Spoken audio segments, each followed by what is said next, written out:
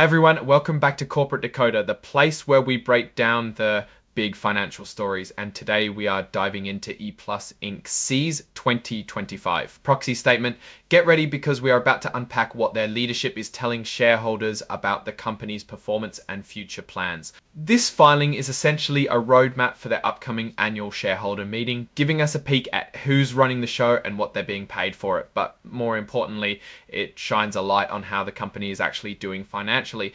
Let's start with the big picture. The meeting itself is scheduled for September 16th, 2025. They'll be voting on electing directors, approving executive pay, and ratifying their accounting firm. Standard stuff. But what's behind these proposals? ePlus is a technology solutions provider, and they've been around for a while, helping businesses with everything from security to cloud services. They recently went through a divestiture of their US financing business, which they say positions them as a pure play technology provider and allows them to invest more in high growth areas like AI and cybersecurity. This is a pretty big strategic shift, so we want to see how it's playing out financially. They are renominate all 7 of their current directors. 6 of them are considered independent, and 1 is their CEO, Mark P. Maron. The board feels his directors have the right skills and experience to guide the company. Now, let's talk about director pay. For the fiscal year that ended March 31st, 2025, non-employee directors received a base annual retainer of 86,250 shares, also get extra. For example, the audit committee chair gets an additional $15,000. Overall, directors like Maureen F. Morrison, the board chair, brought in over $22 an additional $15,000. Overall, directors like Maureen F. Morrison, the board chair, brought in over $25,000. It's clear they value experienced leadership and they're paying for it. And to make sure directors are really invested in the company's success, they have stock ownership guidelines. Non-employee directors are expected to own stock worth 3 times their annual cash retainer within 4 years of joining the board. This aligns their interests with shareholders. Looking at ownership, CEO Mark P. Maron holds over 7,000 shares. CFO Elaine D. Marion owns about 118,000 shares. And CRO Darren S. Rygal has nearly 97,000 shares, which is around 1.93% of the company. This isn't a huge chunk of ownership for the top brass, but it's not insignificant either. The big players here are BlackRock with about 14.8% of shares and the Vanguard Group with around 9.0%. River Road Asset Management and Dimensional Fund Advisors LP also hold sizable stakes. This tells us institutional investors are keeping a close eye on ePlus. Now for the juicy part, the executive compensation. For the fiscal year ended March 31st, 2025, CEO Mark P. Maron earned a total compensation of over $6.4 million. This includes his salary of $985,000, stock awards worth about 3.30 million, and non-equity incentive plan compensation. Basically, cash bonuses of nearly $1.6 million, $6.4 million, $6 million. The CFO, Elaine D. Marion, earned around $3.5 million with a salary of $525,000, stock awards over $2,000, stock awards over $2 million, and bonuses of about $900,000. And CEO Darren S. Rygal also pulled in over $3.6 million with a salary of $55,000 to $104,000. Stock awards nearing $2.1 million, $12,000. These bonuses are tied to performance. For fiscal year 2025, their annual cash incentive awards were based on goals like consolidated net sales, financing segment operating income, earnings before taxes, and services gross profit. Each of these categories makes up a portion of the bonus. For instance, consolidated net sales accounted for 20% of the bonus, financing segment operating income for another 20%, earnings before taxes for 30%, and services gross profit for the remaining 30%. They hit 85% of their net sales goal over 13.5% of their financing segment operating income goal, 84.8% of their financing segment operating income goal, 84.8% of their financing segment operating income goal, 84.8% of their financing segment operating income goal, 84.8% of their earnings before tax goal, and 95.4% of their financing segment operating income goal, 84.8% of their financing segment operating income goal, 84.8% of their earnings before tax goal, and 95.4% million segment operating income goal, 84.8% of their earnings before tax goal, and 95.4% million. Beyond annual bonuses, they also have long-term incentives, including restricted stock and performance stock units.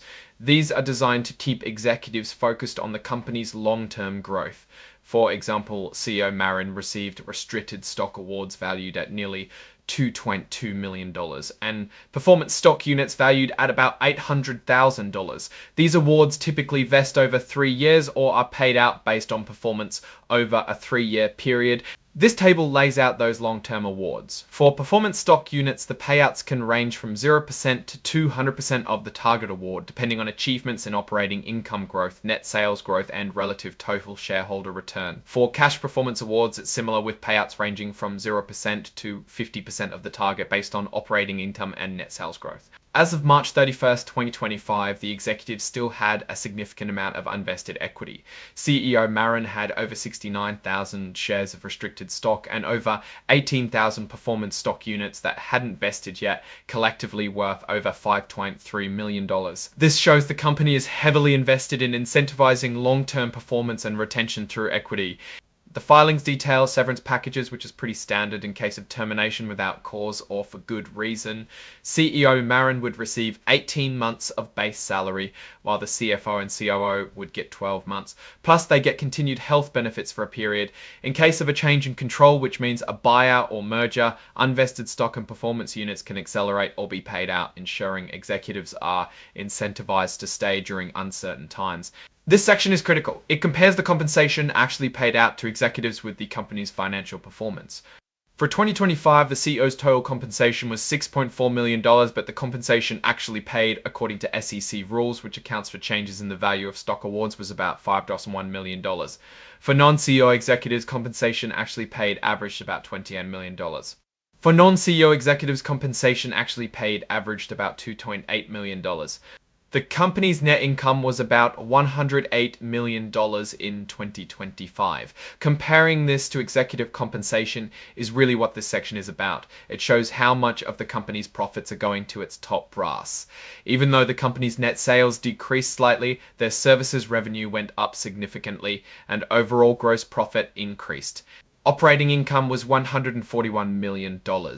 The pay versus performance chart often shows a strong link between executive pay and these financial metrics, which is a good sign for shareholder alignment. You can find the full details on the company's website, and they've made it pretty easy to access everything. Let's touch on their auditor, Deloitte Knapp TuSell. They've been ePlus auditor since 1990, which is a long time. For fiscal 2025, audit fees were about 2 for a public company, 5. Audit fees were about 2 for a public company. Shareholders are being asked to ratify this appointment. It's kind of like a shareholder rubber stamp of approval on the company's auditors. And unless there are major red flags, this usually passes. So what's my take on ePlus's 2025 report? Financially, the company showed resilience despite a dip in net sales, driven by strong growth in services revenue and increased gross profit. The strategic divestiture of their financing arm seems to be moving them towards a more focused tech solutions model, which could be a good move for long-term growth in areas like AI and cybersecurity. However, like any company, there are risks. The competition in the tech sector is fierce, and their reliance on key executive talent is always a consideration.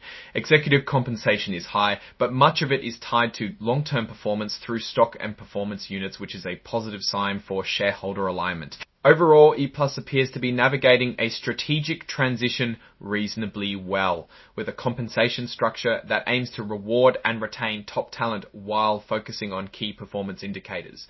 The strong institutional ownership suggests confidence from investors, but future performance will hinge on their ability to capitalize on growth areas and manage market challenges. Alright, that's our breakdown of ePlus's latest filing. What's your take on these numbers and what they signal for the company's future? Drop your thoughts in the comments. If this analysis was valuable, hitting that like button really helps, and subscribe for more deep dives. And don't forget to join our Discord community, linked in the description below, to keep the conversation going.